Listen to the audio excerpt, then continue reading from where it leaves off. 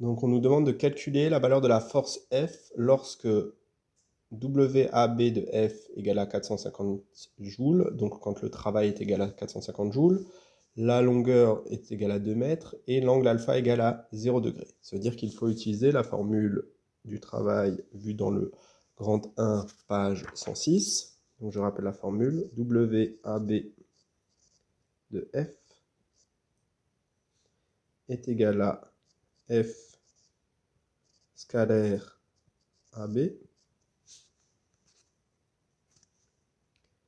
Donc c'est égal à F fois L fois cos alpha.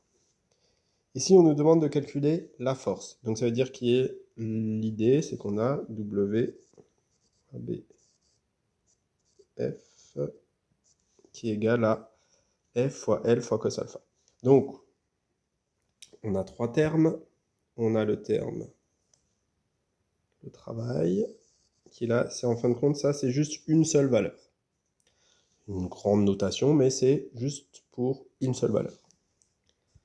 Ensuite, on a la valeur de la force, la valeur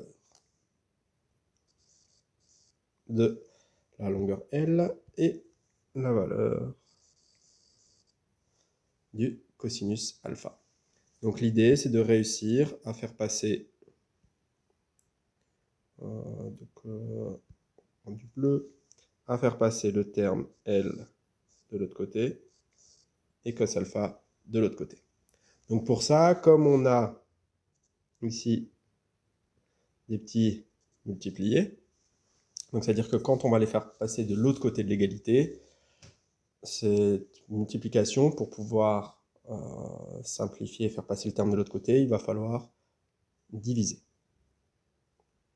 Donc, pour ça, je vais réécrire. On va avoir donc WAB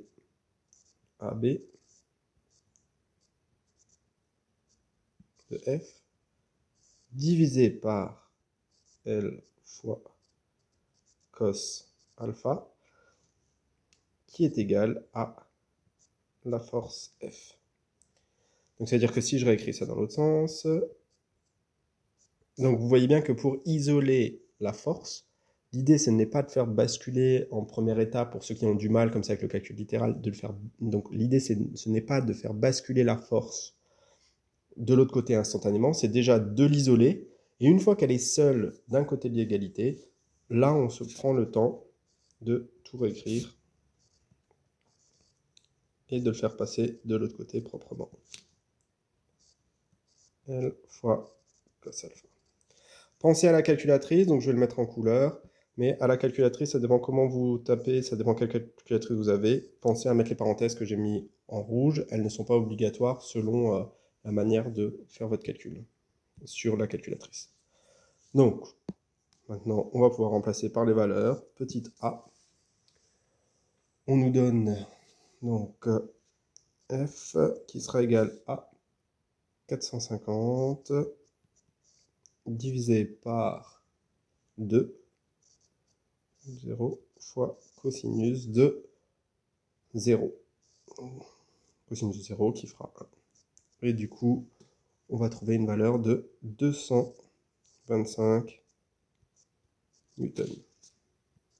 Petit b, on aura donc cette fois-ci F qui sera égal à donc moins 56 millijoules, donc moins 56 fois 10 puissance moins 3, le tout divisé par 43,5 fois 10 puissance moins 3 fois cosinus de 180. Du coup, ça nous fera 1,3 newton. Et voilà pour l'exercice 9, page 109.